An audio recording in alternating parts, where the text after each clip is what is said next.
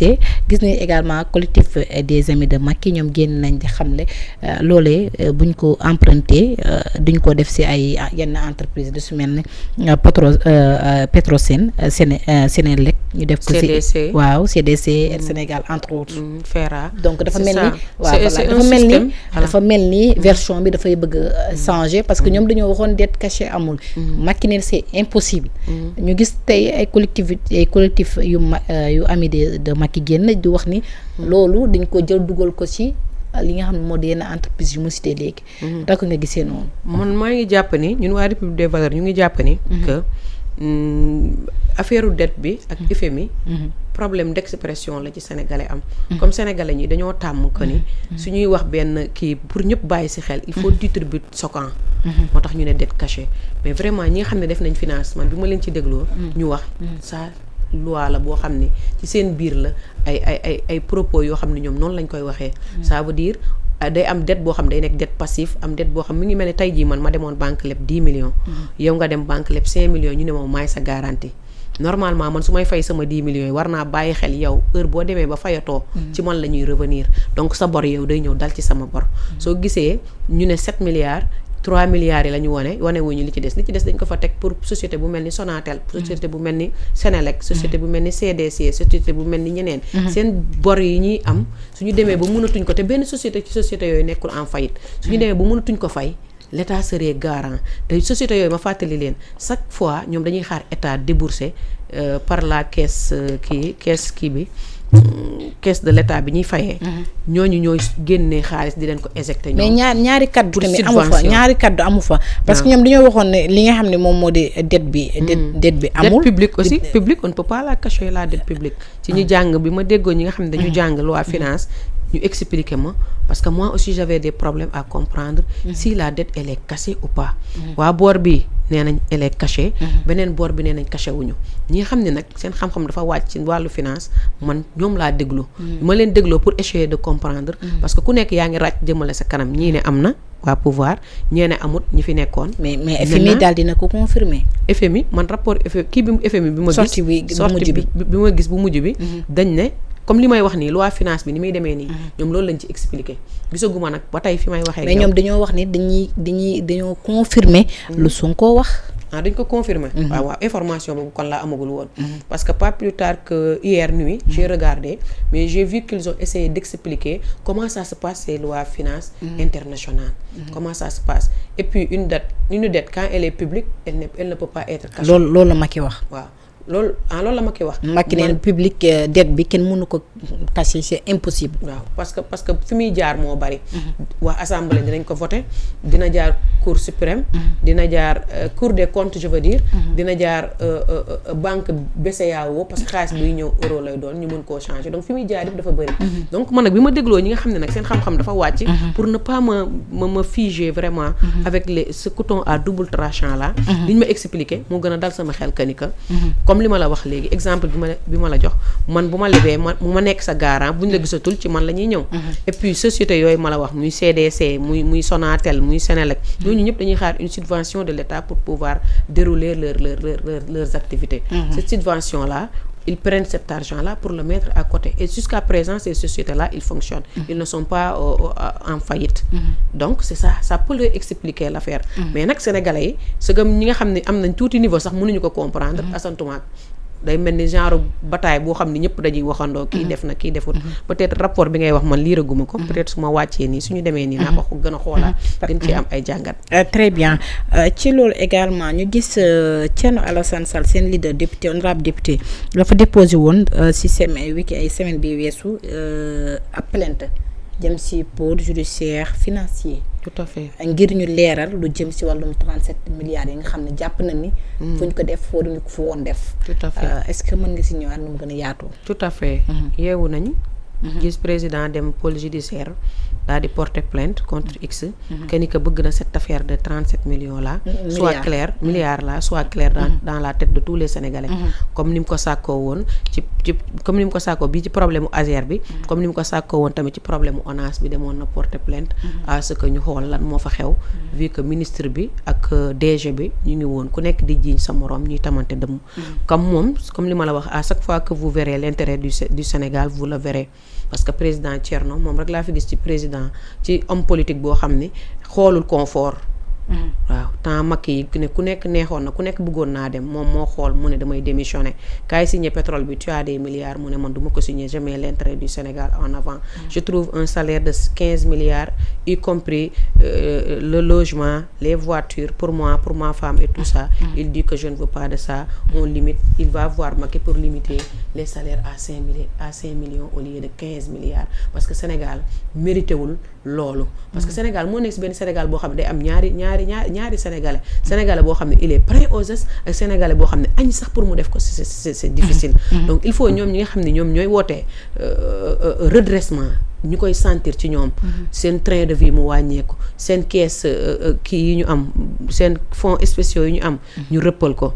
c'est bien que ñu bëgg éclairer li fi jàlloon mais lii fi nekk tamit il faut ñu éclairer ko li nga xam ne moo fi nekk nii lan moo fi nekk nii un président qui a sa caisse noire un premier ministre qui a sa caisse noire un président de l'Assemblée nationale qui a sa caisse noire maintenant on attendait la rupture à ce que ñoom ñëpp bi ñu ñëwee ils enlèvent tout ça pour montrer qu'il y a une vraie rupture. Moi, j'aurais applaudi, même si je n'ai pas voté pour eux, j'aurais applaudi et mon respect pour eux serait plus grand qu'elle ne l'était. Même s'ils n'y étaient pas. Mais elle serait trop grande. Nous me l'avons dit à ce que bi président Thierno Alassane nag dugalee plainte bi ne waa kii pôle judiciaire nañ xool problème mu Azer bi parce que boobu ba tey moom mi ngi ciy wax na ci waxaat ci porte tey jii nag bi mu demee ba sës muy indi plainte am kon nag bi kii bi génnee ne benn village bu nekk Nioro dañ ko électrifier poto yaa ngi fi mu wax turu village bi maire bi génn ne effectivement village baa ngi nii man maay maire bi mais gisuñu fi benn poto président Thierno nag ne leen ça pose des questions di ça te pousse à réfléchir di quand nga ni exemple ñu ne fii nii seen biir kii bi Kewaloo bi def nañ fi poteau électrique seen directeur télé bi génn ne ñun de fii gisuñu fi benn poteau électrique sénégalais bu ne war nga ci posé wu ay questions di moom nag comme que député la baatu askan bi la laaj non inscrit la farul fii farul fee kan la faral population bi donc xaalisu Sénégal fu muy dugg il est de son rôle il est en train de faire son rôle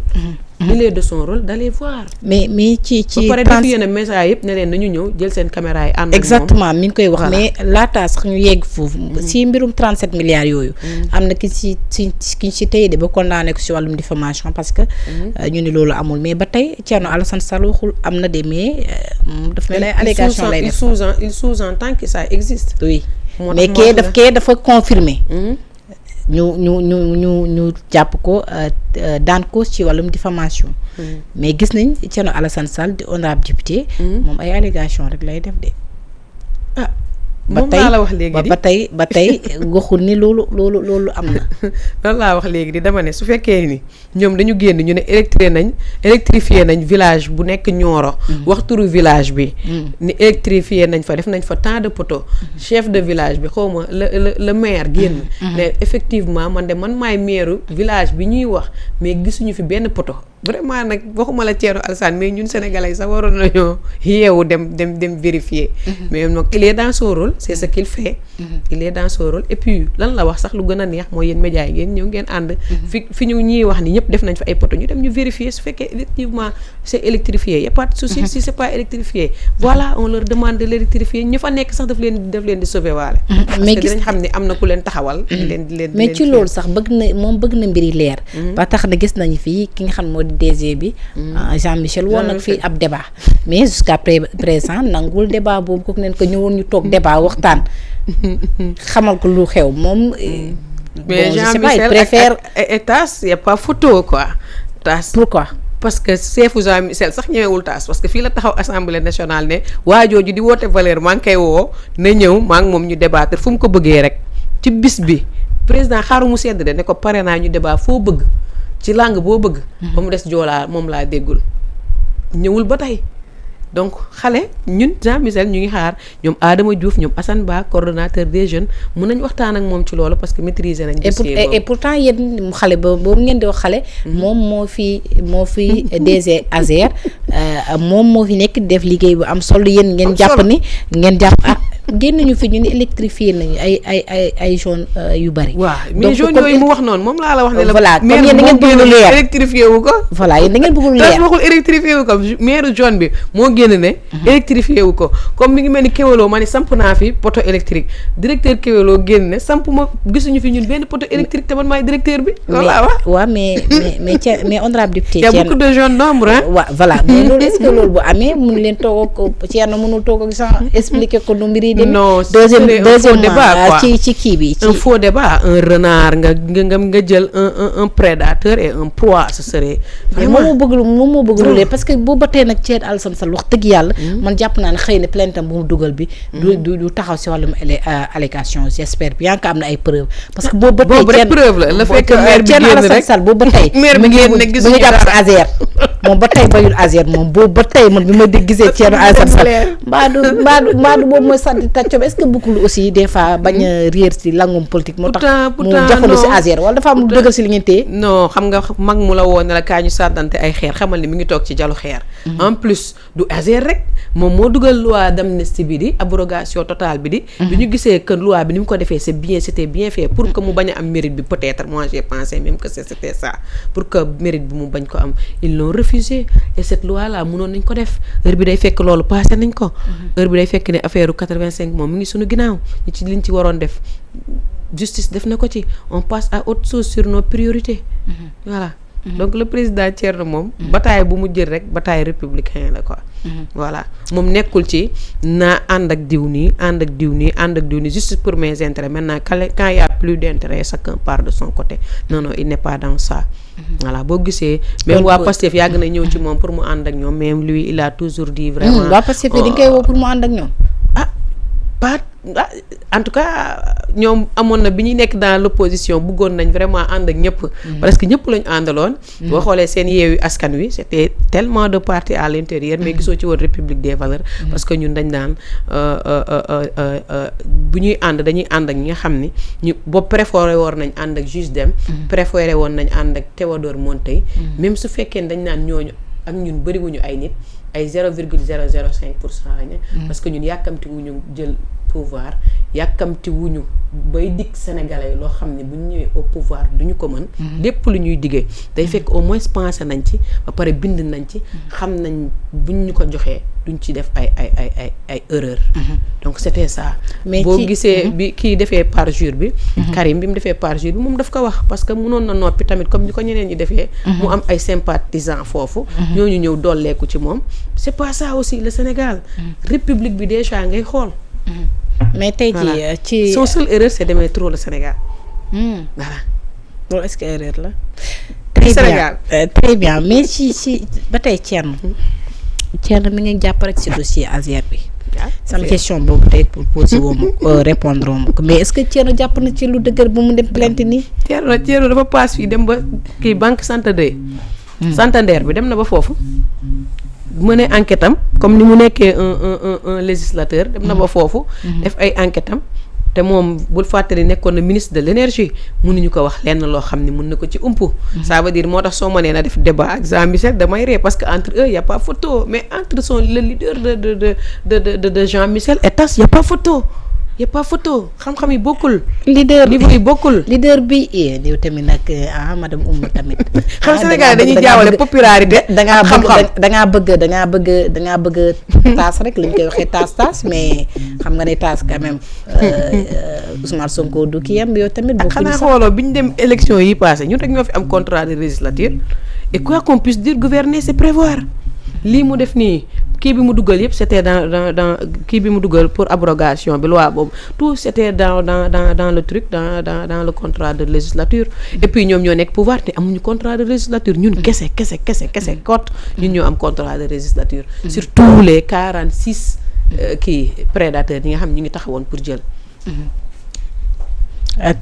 Très bien, espérons bien que. Et man maa ngi xaar nag mu dugal loi bi nga xam ni. jigéen dina mën a autoriser doomam parce que Sénégal da ngay gis yaay bi ak papa bi buñ divorcé. góor ñi dañoo brutal buñ lay fase dañuy fase waale doom yi. siège yeeg yére yeeg yëpp la ñuy fase. du coup loi boobu day permettre doom bi su ko fi yaayam bàyyee su ko fi papaam bàyyee. abandonné ko mu des ak yaayam. bu demee ba yaay ji nekk battante di góorgóorlu ba mu war a tukki. ñu dem di jëliwaat papa ji mu naan du ma signé ak du ma signé yaay ji ci boppam. moom mooy autorisation parentalement son enfant à ce qu'il quitte le pays aller continuer ses études. Très et bien. tant d'autres, hein, j'en passe, tant d'autres. Parce que contrat législatif